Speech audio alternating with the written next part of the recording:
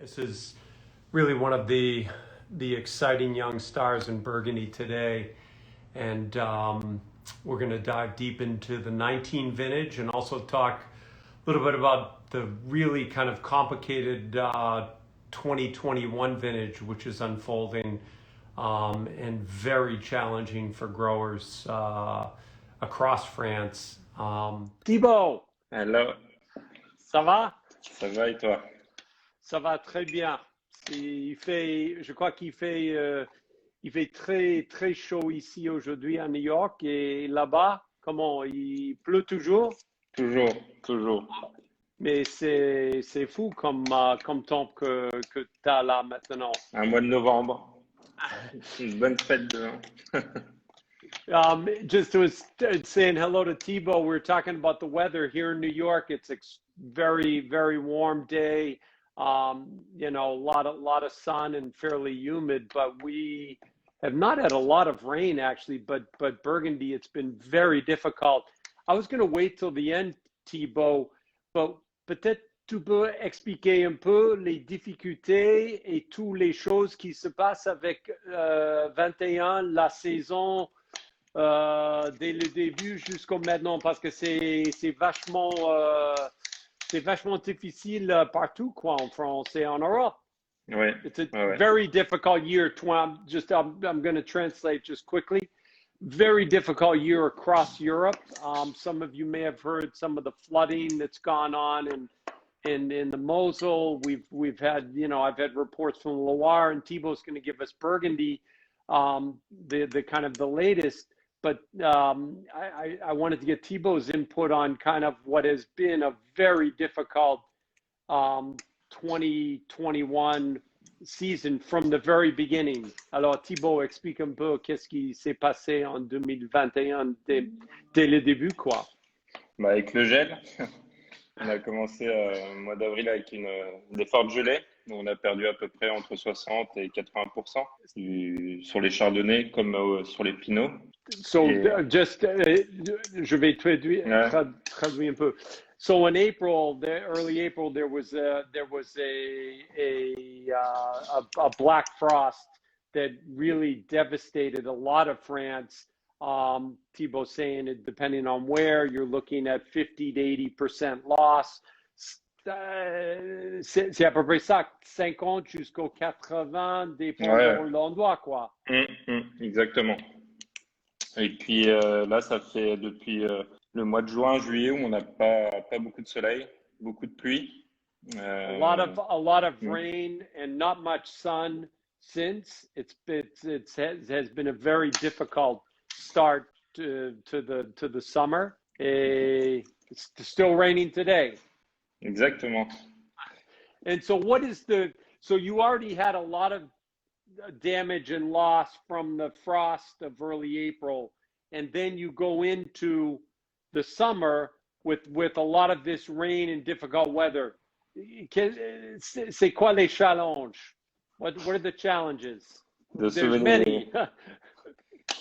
de sauver les dernières grappes qui restent et de réussir à faire un beau 2021. Maintenant, il manque que du soleil. De l'eau, on en a assez, je pense.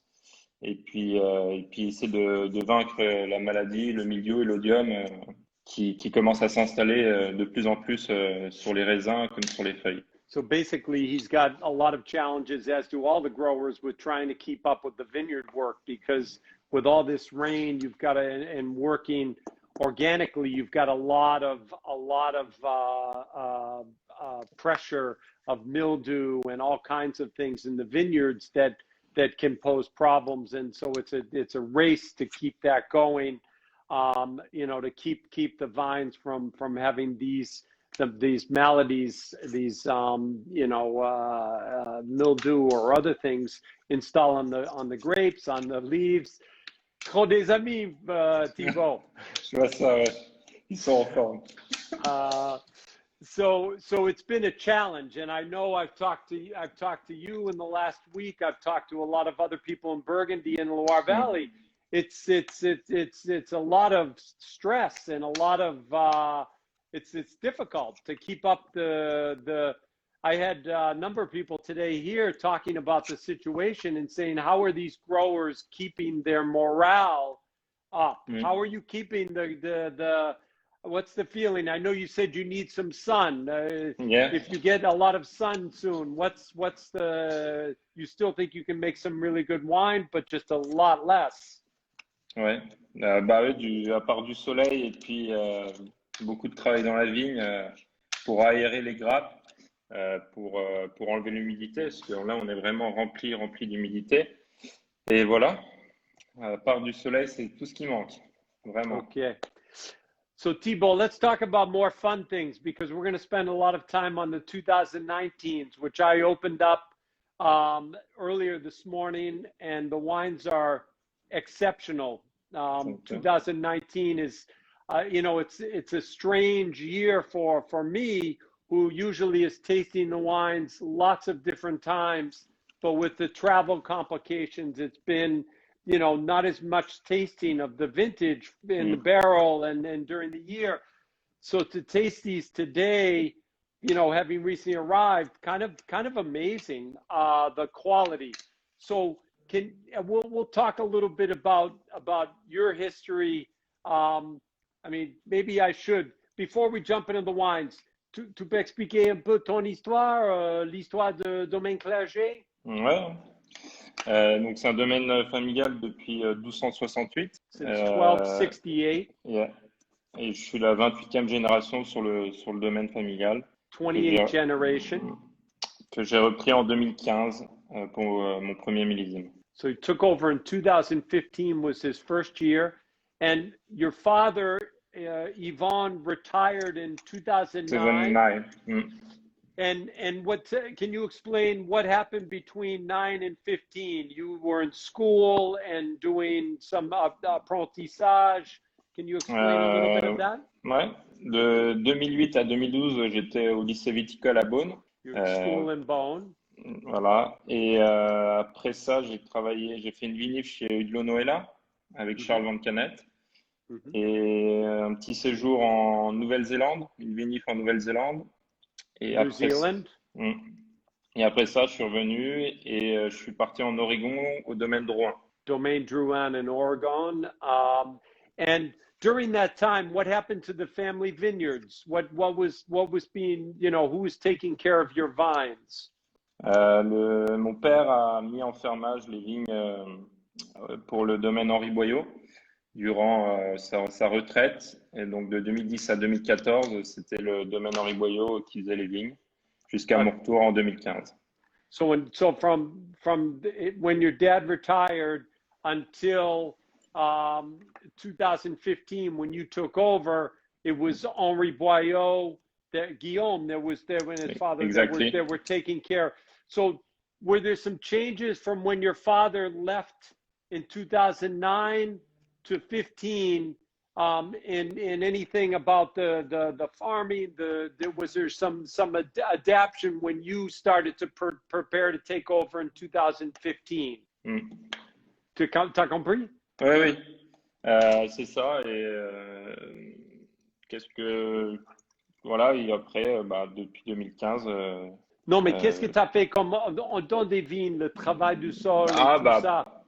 J'ai tout changé, quoi. Le style culturel. Mon père désherbait malheureusement jusqu'à 2009. Ça a été arrêté en 2009. Et puis, depuis, maintenant, on ne désherbe plus. Qu'est-ce que je peux dire? Il y a plein de choses. Mon père récoltait à la machine à vendanger, j'ai arrêté ça. Et puis, le rognage aussi, on rognait assez bas. Avant, on est rogné à 1m20, 1m30. Et maintenant, je rogne à 1m45. So just to kind of summarize, from 2009, when your father left, if I understood correctly, I think you've explained this in the past, Boyau began the transformation of working the vineyards in a slightly different way than your father had. There was more by hand. I know you've talked about raising a little bit the height of the feuillage, the leaves. You trained a little bit higher. more plowing, no chemical treatments in the vineyards. So it's a lot of changes up Yes. until. So let's take over. When 15, you took over with kind of this amazing domain. Say, how many hectares in 2015? 6. 6. And primarily Volnay, Pommard. You also have a beautiful Grand Cru, Clos Vougeot, and one white, Meursault Les Chevaliers. which we're going to start with here in a second. So you started with a very good vintage, 15. It's a good, Yes. it's a very, Really good. very, and you've had a nice stretch of vintages. Let's talk about, so let's dive into 2019. We're going to start by talking about, the first wine I've got is the 2019 Meursault. So can you talk a little bit about the Lieu-dit, this wine, and kind of your philosophy for whites and the 19 vintage for white? Ouais. T'as compris? Oui, bien sûr. Alors, Meursault Les Chevalières, c'est donc le seul blanc du domaine, qui est un village. En lieu-dit Les Chevalières, c'est un terroir qui est très calcaire, très minéral, et on a une belle fraîcheur, une belle acidité sur ce Meursault-là. Et voilà, donc c'est vraiment une petite parcelle. Je fais environ 1500 bouteilles sur cette appellation, et c'est l'avant-dernier millésime. Donc 2020, c'est le dernier millésime sur les Meursault, parce que j'ai arraché la vigne. So just you said a lot there. So 2020 is going to be the last vintage for this wine for a while, because Thibaut is going to replant the vineyard. C'est ça, non? Voilà. So 2019 was I think it's a great vintage for you for white. Ouais. But it's what about, sometimes you made almost half of normal. C'est la moitié de normal, Ouais, no? normal, ouais. C'est ça. 5 barrels, I think, only? Ouais, c'est ça. And so for whites, what's your philosophy for élevage, le bois, bois neuf? What do you do for new wood and... Alors, une fois pressé, je mets en cuve inox pour un départ de fermentation en cuve. Et arrivé à la moitié de la fermentation, on entonne directement en fût pour finir la fermentation en fût. Et So après, you do half the fermentation in tank, then it goes into barrels. So in this case, a pourcentage de fût neuf? 20%. 20% new wood. And so the fermentation finishes in barrique. Ouais. And the élevage, c'est combien de 12 temps? months. 12 months. And after 3 months in the tank. Great. And for me, and it's in 2019, it was clarifié comment? Pardon? Ni filtré, ni collé? Il y a une légère filtration pour les blancs, mais c'est pas collé, non. Okay, no collage, but a light filtration for the white. This wine, as you said, for me, it's a magic kind of village level Meursault. It's really well situated. Can you talk about where the vineyard is? I know you said there's a lot of stones. Ça se situe près des Méchaveaux, Meursault Méchaveaux. Et non, c'est vraiment un très beau village, comme Lieu-dit, les Chevalières. Très peu de producteurs. Et ce qu'on aime, en tout cas, ce que j'aime dans ce Lieu-dit, c'est que c'est la fraîcheur, l'acidité qui est présente et qui domine en fait pour ce vin-là. So Thibaut's talking about how he loves this for the minerality, the freshness, and it really is a white that you can taste almost that chalkiness. There's not a lot of producers. It's a really kind of noble sector, I think, for village level Meursault. There's a kind of a real nice kind of gunflinty quality to this too, Thibaut, that it's 19, I think people are surprised with sometimes the whites and the reds we're going to talk about, because it was a warm vintage, not an excessively warm vintage, but less warm than 18 a little bit. But still, the wines have a really good acidity.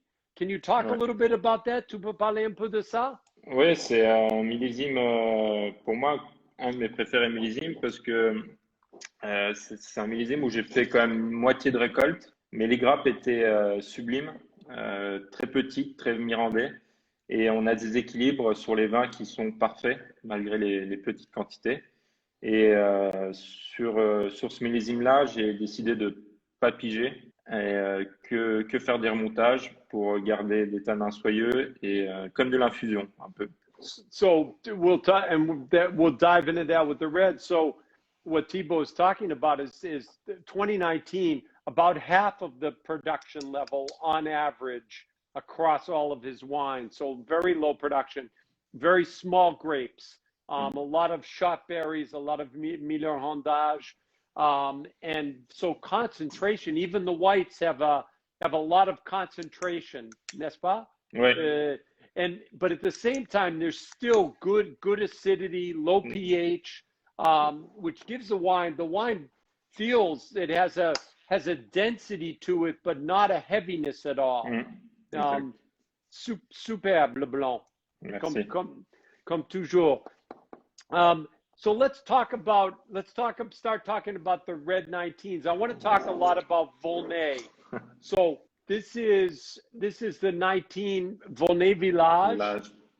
So Thibaut, can you talk a little bit about Volnay and kind of, I mean, it's your largest number of references is Volnay. It's you know, kind of with Pommard, where your family's originally from the beginning. Can you talk a little bit about Volnay as an appellation, comme appellation, comme climat, quoi? Bah, c'est le plus beau climat de la Côte de Beaune et Côte de Nuit. So he says it's the most beautiful wines appellation in the entire Côte d'Or. That was a dig at some of his friends that are tuned in. Non, Volnay, c'est un village qui est sur l'élégance, sur le fruit, le petit fruit, c'est gourmand, c'est fin, c'est la finesse. Et comment dire? Qu'est-ce qu'on peut dire? C'est un vin de femme, on peut dire comme ça. He says it's a wine of elegance, finesse. I mean, I think it is kind of has this reputation for florality. And I think a lot of, moi je pense beaucoup, Thibaut, que 2019, ça quand même, ça tombe parfaitement dans le style Volnay-quoi. Exactement. Parce que there's a minerality and a grain to the vintage, and there is that lift and acidity, and you've got a concentration that I think you've got everything, everything in the vintage as far as the village able to show itself off. Because I mean, even this village, can you talk about the vinification and élevage for your reds? Alors, pour commencer, ce Volnay, c'est sur 2 parcelles, Échard et Petit Gamay. C'est 2 parcelles qui se touchent. C'est sur des vignes qui ont 45 ans. Et là-dessus, c'est 100% égrappé. Après, c'est mis en cuve inox pour une petite préfermentaire à froid de une petite semaine, à 10 degrés à peu près. Et après, je laisse démarrer naturellement. Je coupe le froid. Et il y a eu un pigeage au total sur ce Volnay et que des remontages. Voilà. So you're looking at 2 Liudis, that's Échard and Petit Gamay. And then you've got about 45-year-old vines on average. And le sol, le terroir, là, c'est comment? C'est argilo-limoneux, il n'y a pas beaucoup de calcaire là-dessus. So it's kind of a clay loam. There's some rocks and limestone, but c'est plus, un peu plus argile, quoi. Oui, bien sûr. There's a bit more clay. Et combien de pièces? 19? 7. How many barrels? 7. Et normalement, c'est combien? Entre 20 et 22. So it's about a third or less production of the Volnay village. This gives you an idea of how low the yields were in 2019. So literally about a third or less than a third of a normal harvest. And the alcohol is about 13.3. Ouais, 0.4. So it's very, kind of perfect. C'est parfait comme degré. Exactement. And to me, this has a lovely fruit. There's a lovely florality. The other thing, what's the percentage of new wood? Because you don't sense any, Zero. yeah. No new wood. So there, well, then that's why you sense no new wood. No, but it's perfect. But I love the texture from the barrel aging. It's kind of, there's a beautiful kind of texture without any of the kind of the influence or wood. C'est des jeunes fûts quand même. C'est pas 3 ans, 4 ans à peu près. It's 3 to 4 years old, which is kind of perfect, I think, for a village level wine. And the reds, the Nicolet ni filtré. Nicolet ni filtré. Pour tous les rouges. Tous les rouges. So all the reds are unfined, unfiltered, because you have this lovely kind of texture and finish. There's a real kind of, it finishes very mineral, even, which to me is kind of, there's this, that's why I say I think that 19 is a perfect kind of foil for Volnay, because you've got, c'est parfait pour Volnay parce qu'on a cette aération dans le vin qui c'est une fraîcheur fou, quoi. C'est gourmand, c'est les tanins fins, mais aussi très long. C'est pas court en bouche, quoi. So it's not short, it's long. At the same time, it's got a lot of finesse and texture and elegance to it. And there's pleasure at the same time, but without excess. Really delicious. Wow. I'm really think that's outstanding. We're going to go up the ladder to some Premier Cru, a series of Premier Cru. The first is the Carrel sous la Chapelle. So tell me a little bit about this vineyard and its placement.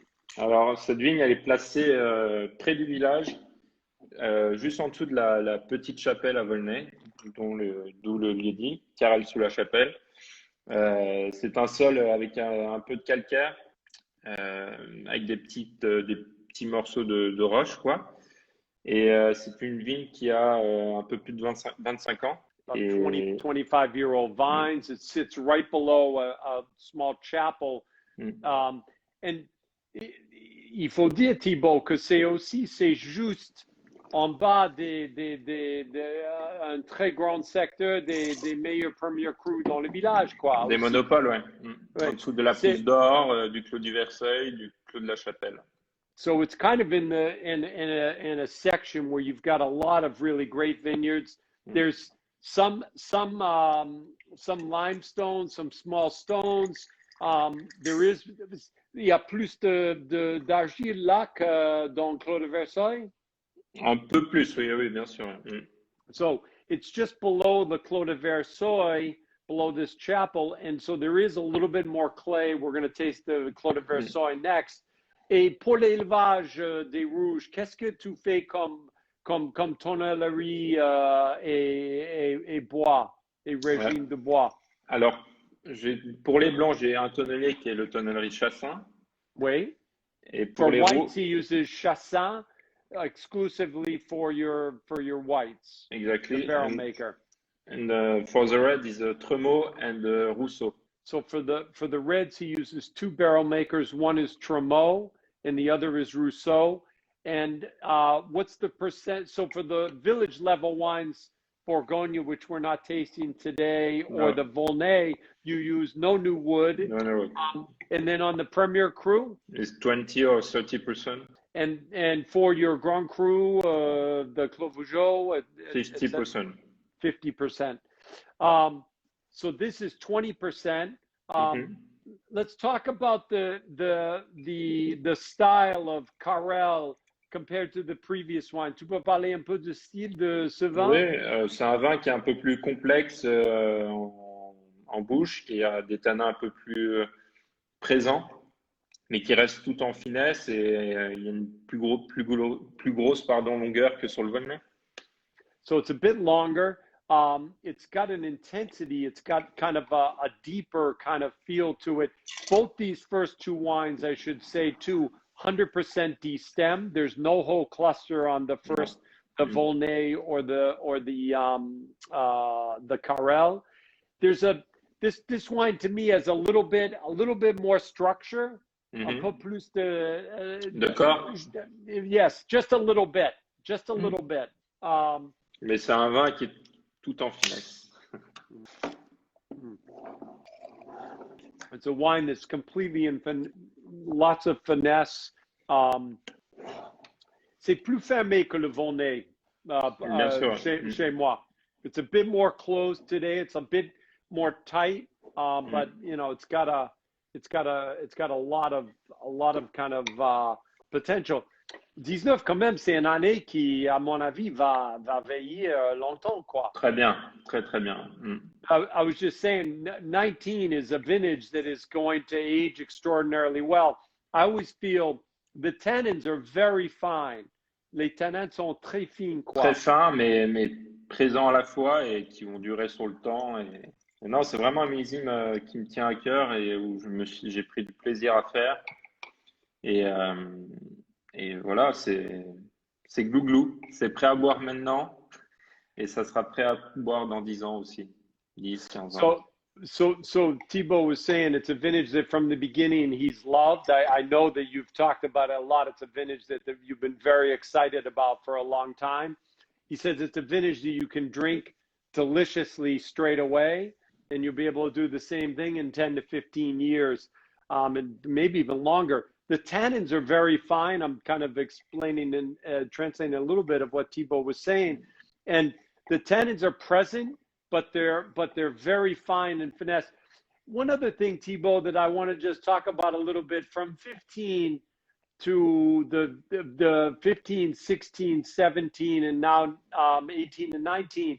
Can you talk a little bit about your the evolution of the vinification and some of the maybe slight changes you've done from 15 to today? Comme vinif, comme... Oui, bien sûr. De 2015 jusqu'à 2020, là, le dernier millésime, ça a vraiment changé sur ma vision. Je fais plus les mêmes vins qu'avant, qu'à mon premier millésime. Je vais faire des vins qui vont être plus en finesse, plus sur le côté Volnay, on va dire, qui respectent les terroirs, on va dire aussi. Parce que avant, je faisais pas mal de pigeage, j'allais chercher l'extraction. Et donc, ça faisait des vins qui sont très bons, mais qui demandaient un poil plus de temps à être bu. Et que maintenant, je fais presque plus de pigeage. C'est vraiment ce que je disais, c'est de l'infusion comme du thé. Je mets les raisins dans la cuve et puis j'arrose de temps en temps les dessus et voilà. So Thibaut, I was just asking kind of what changes and if tweaks that he's done in his approach from 2015, his first vintage, to today. And he's talked about how a little bit he does less extraction since 15. In 15, he did more punch downs. And the wines are outstanding, but they're a little bit bigger, more muscular. And I think, si tu m'as expliqué quelquefois et aux clients that you feel like your wines from 16 on have more, maybe a little bit more terroir. C'est plus, ça relève plutôt le terroir avec moins de pigeage et peut-être plus de infusion. He does more, he calls it almost like a tea. He just does a very light kind of extraction. Et chaque millésime qui se précède, j'essaie de comprendre de plus en plus chaque terroir. Par exemple, le Volnay Centenot, c'est un terroir qui est très argileux, qu'on va pas goûter, mais qui est très dur, qui est très masculin. Et j'ai rajouté un peu de vendange entière, 20 à 30% de vendange entière, et ça ramène tout de suite de la finesse, de l'élégance au vin. Donc, ce que je me suis dit, et comme avec les tonneliers, je me laisse un peu 10 ans. Donc là, j'en ai déjà fait 5, j'entame la 6e, à trouver un peu chaque style de chaque terroir et voilà. Mais bon, chaque millésime est différent.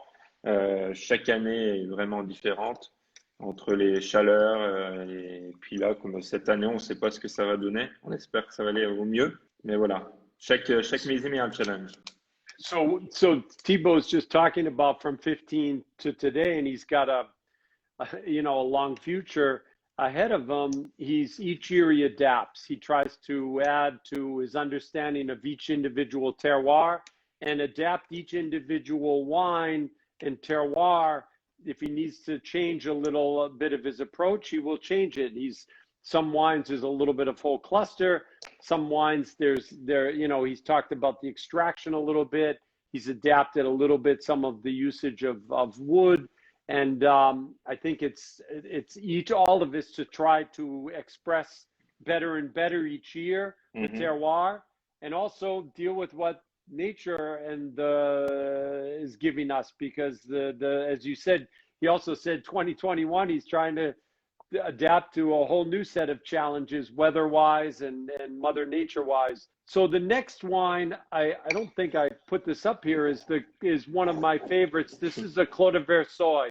This is the Monopole. Can you talk about this wine and kind of your approach here and why this is such a special spot? Alors, Clos du Versoix, donc c'est un des monopoles de Volnay qui se situe entre le Clos d'Audignac, qui est un autre monopole, et au-dessus des Taillepieds. C'est une vigne qui est plantée nord-sud. Which is unusual. C'est pas normal, ça. C'est pas normal, non, elles sont plus plantées est-ouest, mais là, on était obligé de la planter comme ça dans le sens de la pente. Et au final, c'est une vigne où je n'ai jamais d'échaudage de raisins brûlés, parce que le soleil ne vient pas agresser les raisins dans cette plantation-là. Et voilà, donc c'est un... So this is a monopole. So Thibaut is the only one to own this small vineyard. It's between Taillepied and Clos Audignac, two very good vineyards, just down below the Domaine de la Pousse d'Or. It's about 40-year-old vines. And the unusual fact is that the vines are planted north-south. And Thibaut has mentioned that this southeast kind of exposure in the plant, the orientation, his vineyards have these leaves and vines have never suffered any sunburn, which is, say, in vintages where some other sites have been affected, this plantation and orientation has avoided that. So it's a plus. Et le terroir, là, tu as fait une étude de cet terroir, non? Ouais. J'ai fait une étude de sol où on est descendu jusqu'à 1,50 m. Et c'est un très, très beau terroir de Volnay où on a beaucoup de calcaire, mais du calcaire concassé en petits cailloux et qui laisse bien drainer l'eau et les racines vont assez profondes. Et c'est vraiment un beau terroir de Volnay. So it's a terroir that Thibaut did a terroir study. He dug down about a meter, almost a meter and a half, to study the geology, and they came up with I think the analysis was about 30% limestone with some small limestone stones and kind of loam or limoneux. Very good drainage. Moi, je dis toujours que c'est un peu le centre où ça ressemble beaucoup des différents secteurs de Volnay dans un terroir. Dans un terroir, ouais, un peu. Ouais. I kind of feel like I describe it as this site that's in the center of the village, and I feel like you've got characteristics of a lot of the different sectors of Volnay in the Great Premier Cruise.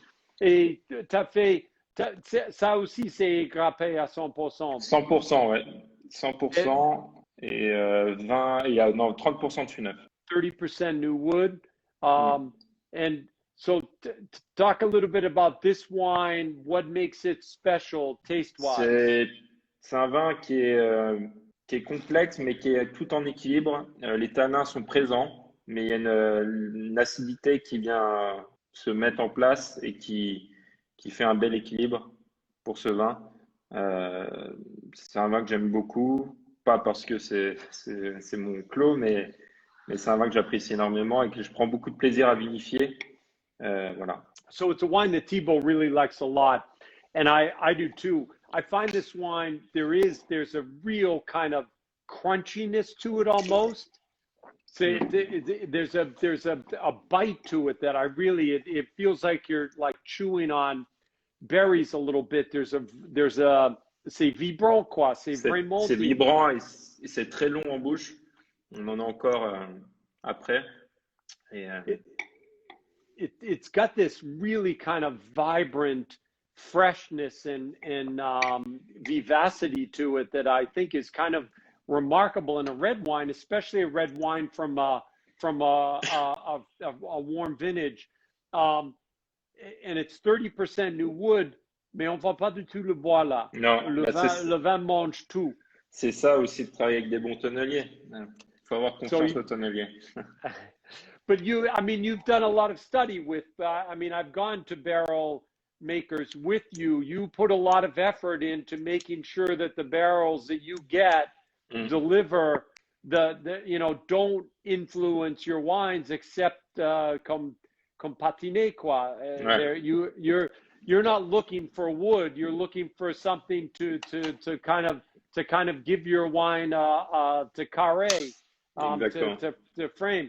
And so I was saying that I've been with Thibaut to some of the barrel makers, and he puts a lot of effort into making sure, and he's adapted to try to get that real good balance between the texture and the terroir and the barrel. And c'est pas facile à faire ça en fait. Je crois que c'est important, mais c'est pas. Ouais. Bah, pour faire un bon vin, c'est 80% de boulot. Avec 85% de boulot à la vigne. Donc, si on a déjà des belles vignes, des beaux raisins, des raisins sains et aérés, et sur des rendements qui tournent autour de 35. Thibaut? Ah, Et ça va? A little technical. We lost Thibaut for a second. Talking about the Thibaut has spent a lot of time with barrel makers trying to kind of 80% of the work is done in the vineyards, he was saying, which is clear. I mean, I don't know that I have spent more time in vineyards the last few years with any grower, but Thibaut walking through vineyards, it's something I love to do. And I think it's really important to kind of do that. He's also, I think his wines show less wood, the less wood than they did maybe in 2015. I think he's tweaked a little bit, and he's really getting some transparent use of wood. And I absolutely love this Clos de Versoix 2019 in terms of the kind of the freshness and the balance of it. I'm kind of really taken by it. First time I've tasted it since I came in. Oui, ça marche. J'ai expliqué un peu ce que tu disais sur le Clos de Versoix et ton approche, que c'est les vignes à 80% et le bois c'est quelque chose d'important, que ça pousse pas trop sur le vin, quoi. T'es là ou tu m'écoutes? I'm going to be patient because we got kind of two extraordinary wines to taste after this. Looks like we may have lost Thibaut. I'm going to see if I can get him back. Let's see if we can get him back. bon. Et voilà. Non, j'ai expliqué, je crois qu'on a parlé pas mal de Clos de Versoix et j'ai expliqué que c'est 80% dans les vignes, que c'est les bons le bon matière au début qui compte, mais voilà. tu vois aussi que le bois s'impose pas trop, quoi. Non, il faut pas que le bois soit trop présent pour masquer les tanins et voilà. Donc c'est vraiment c'est pour ça que j'essaie de pas mettre trop de bois. Et surtout sur des chauffes légères longues, voilà. So we talked a lot. I think I resumed a lot about the Versoix, which j'adore. I love the Versoix, the Clos de Versoix, really extraordinary.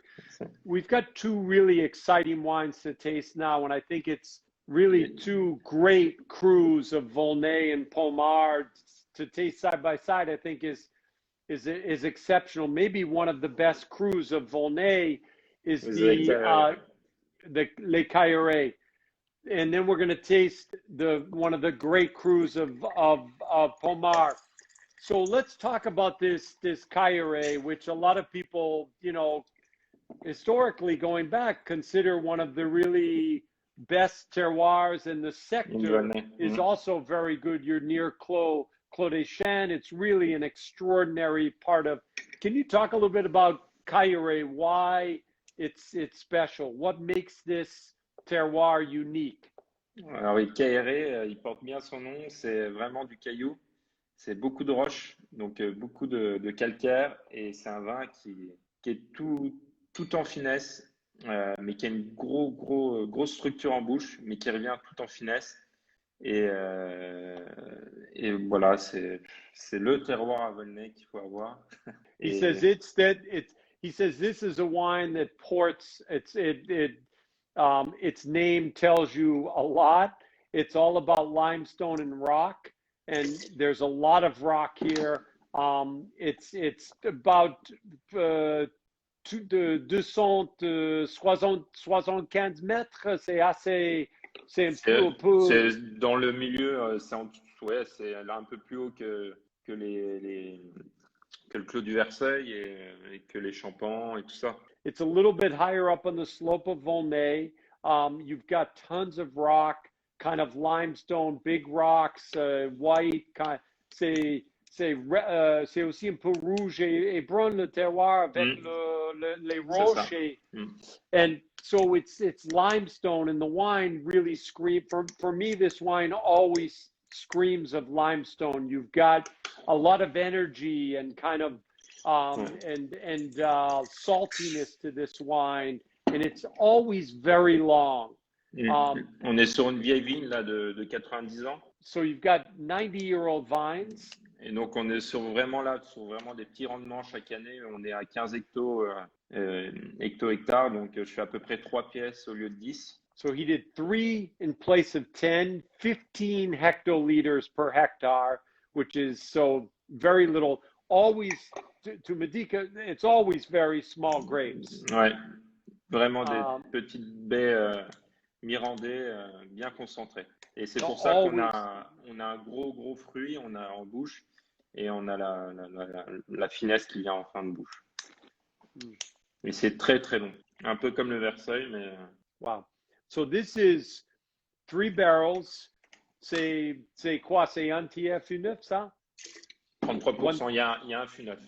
It's one new wood, and this wine it's very concentrated. To me, it's just I'm still tasting it right now. It's super long. C'est égrappé, 100%? 100% égrappé, oui. 100% destemmed. And I was saying that there was a crunchiness to the Versoix. This is even crunchier. c'est même plus crunchy en bouche. C'est étonnant ça. It's very, and you can see this is just a baby. C'est très jeune quoi. Quand on dégustait en fût, limite on voulait le boire directement au fût quoi. He said when he was working this wine in the cellar, it was so good. It's like he wanted to drink it right out of the barrel, and it really is kind of has this amazing kind of bright, very vibrant fruit to it. Wow, c'est parfait comme vin. No, it's amazing.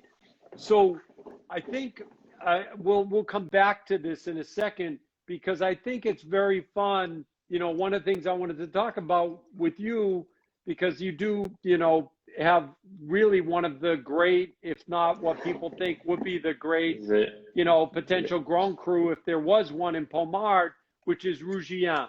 Exactement. And you've got a blend of both the Haut et le Bas Mhm. Can you talk about Rougia, Pommard Rougia?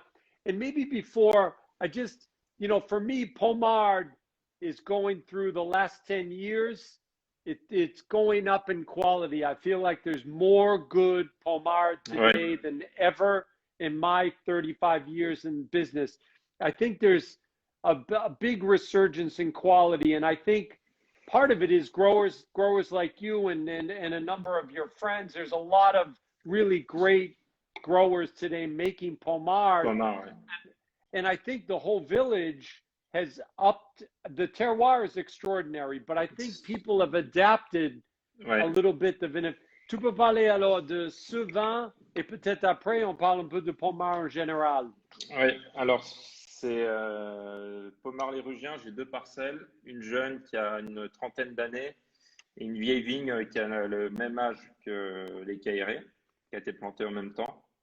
Et c'est 2 vignes que je récolte séparément, la vieille vigne en premier et la jeune vigne en dernier. Et je vinifie séparément, j'élève séparément et après j'assemble pour la mise en bouteille. So so Thibaut has, say, 1 hectare total à peu près, c'est ça? Mm. So he's got almost 1 full hectare of this great Pommard Premier Cru. Bit in the bas, 50%. And ça, c'est les jeunes vignes en bas? Ou non, En, ça, les en- vieilles vignes. Hein? mm. Et en haut, Vieilles vignes. Hein? ouais, Yeah. en haut, les jeunes. So he's got 30-year-old vines, about 50% in the upper part, and he's got 80-year-old vines. C'est ça, non? C'est 80 ou c'est 90? 90. So it's 90-year-old vines in the lower section, which a lot of people think is kind of the best part of the Rougian. Can you, and he vinifies, harvests them separately, and then puts them together. Tu peux parler un peu des différences entre le haut et le bas?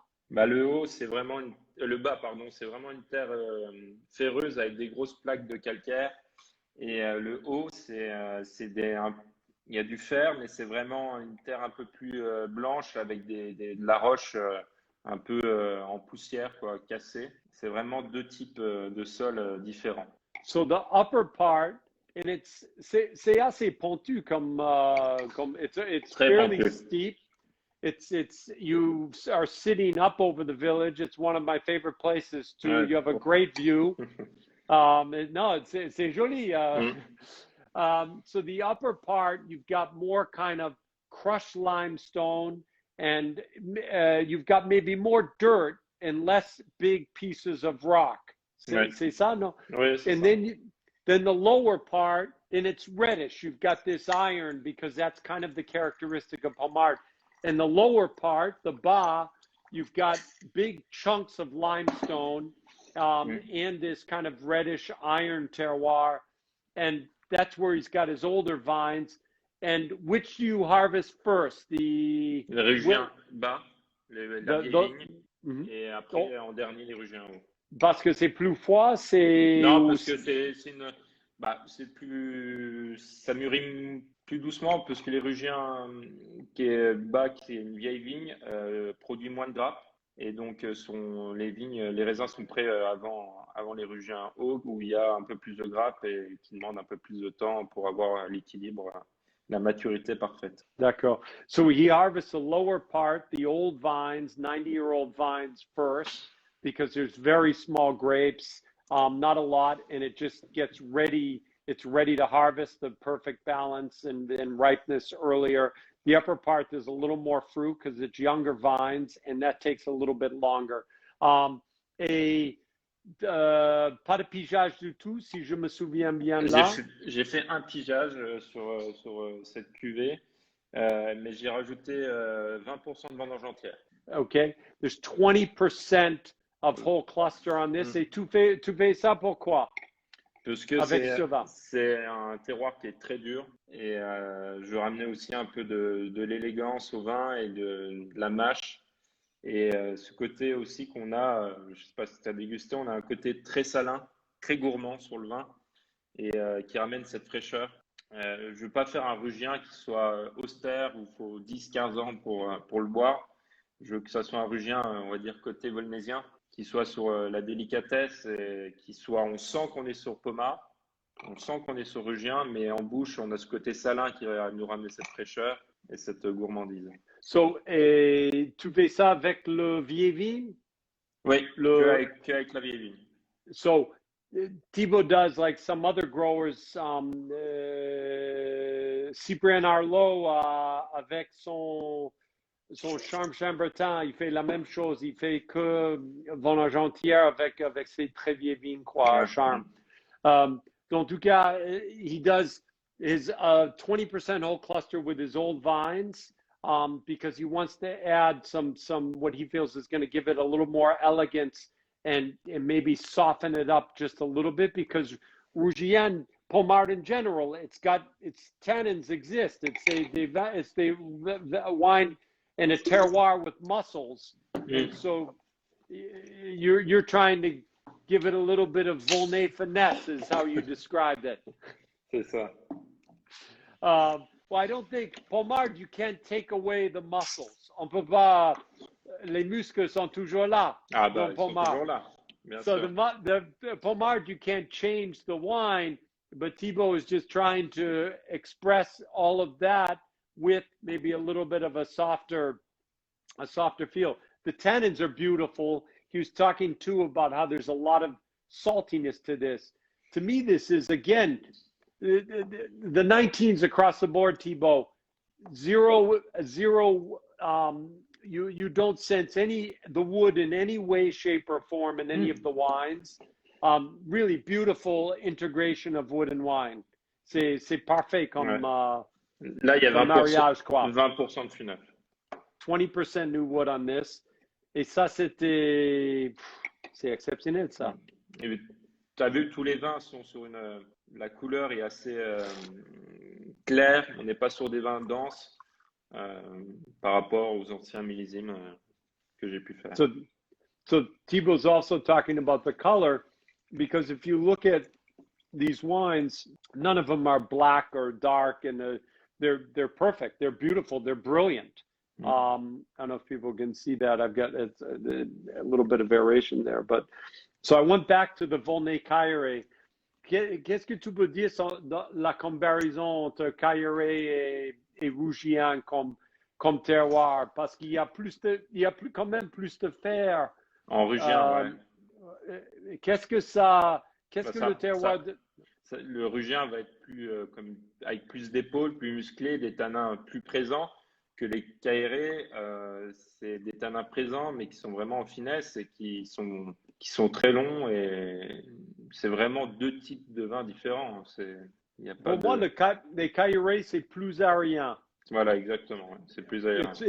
There's more kind of an airiness to it, a lift to it.